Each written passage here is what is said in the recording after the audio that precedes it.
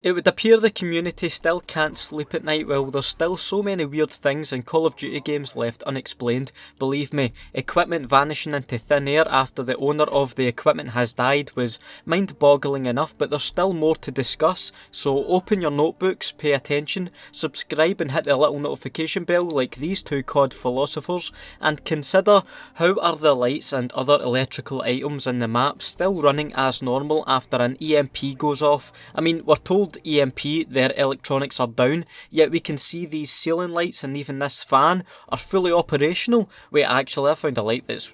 Nah, never mind, because that light's still working. What is going on here? Have you ever considered the concept of free-for-all in Call of Duty? No, because you actually have a life, fair enough, but I'll elaborate. We've got 8 soldiers, a mix of both friendly and enemy, all just going nuts and turning on each other, like actual army soldiers deciding they want to test themselves against their comrades. I'm not sure about that. We have discussed before how we can't see our own soldiers' feet or legs. That's a mindfuck already, but at least we can see our hands, right? I mean, look, they're holding up the gun, we can see them throwing grenades. There's no existential crisis to be had until we begin climbing a ladder, and then they vanish into thin air.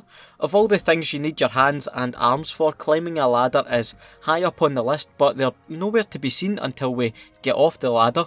Honestly, who even knows where your arms have went at this point, but furthermore, it turns out your entire body enters another bloody dimension on a Call of Duty ladder. Maybe they're all just portals to another realm until we want to throw equipment on the ladder. Our arms make a reappearance and a quick cameo for that.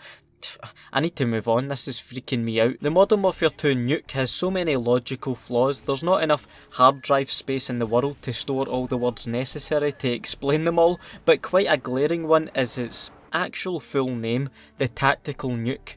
Tactical Nuke.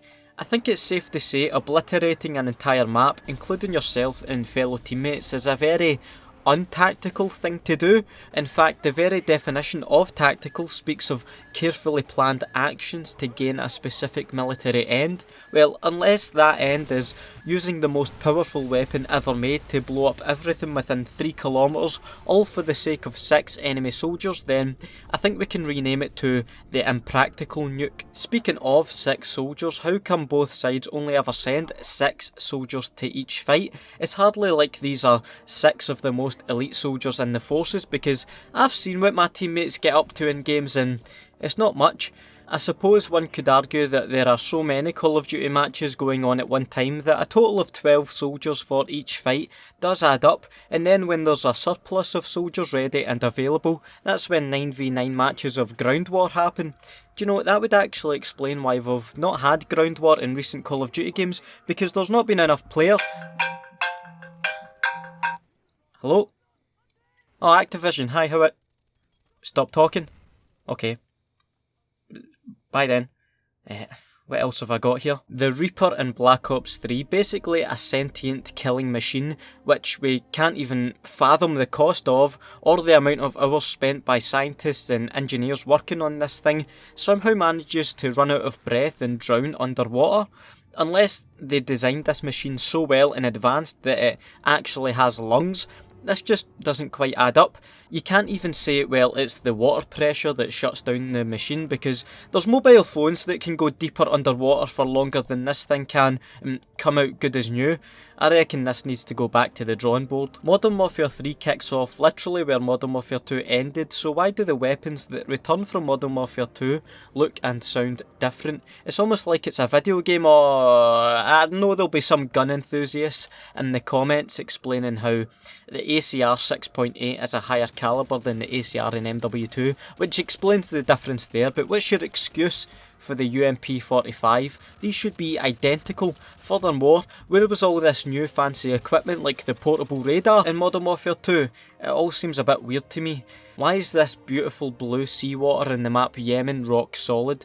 No further questions, Your Honour. Ever stood and watched these chickens in COD jump about non-stop like they've just drank 10 cans of Monster? Seriously, they won't stop if left unharmed. The fitness levels are just absolutely insane, but how?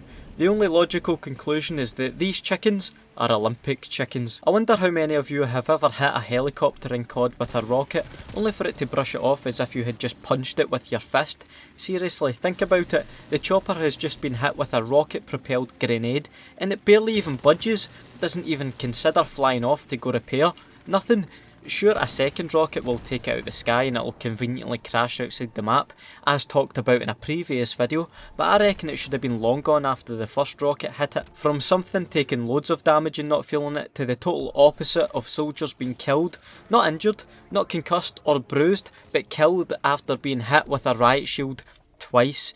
I'm not saying I could brush off being scudded with some bulletproof slab of plastic and metal, but I don't think it would necessarily end my life. When you consider that the soldiers can be shot to pieces but survive after 10 seconds of recovery, yet 2 blows of a riot shield in quick succession will end these soldiers, it just doesn't make sense. Something else that doesn't make sense is how the soldiers in COD 4 managed to reload the mini Uzi while there's an ACOG scope equipped, how they managed to manoeuvre the atoms of their hand inside the scope to cock the gun, and lastly, when it comes to search and destroy on maps featuring boats at sea, surely a more reasonable approach to saving the day would be to just toss the bomb off the side of the vessel. Like, I'm not doubting the soldiers' ability to defuse bombs, I'm just saying that if time is of the essence, I trust the soldiers to have the strength to shot put this briefcase to a safe distance instead of trying to decrypt and abort the detonation sequence.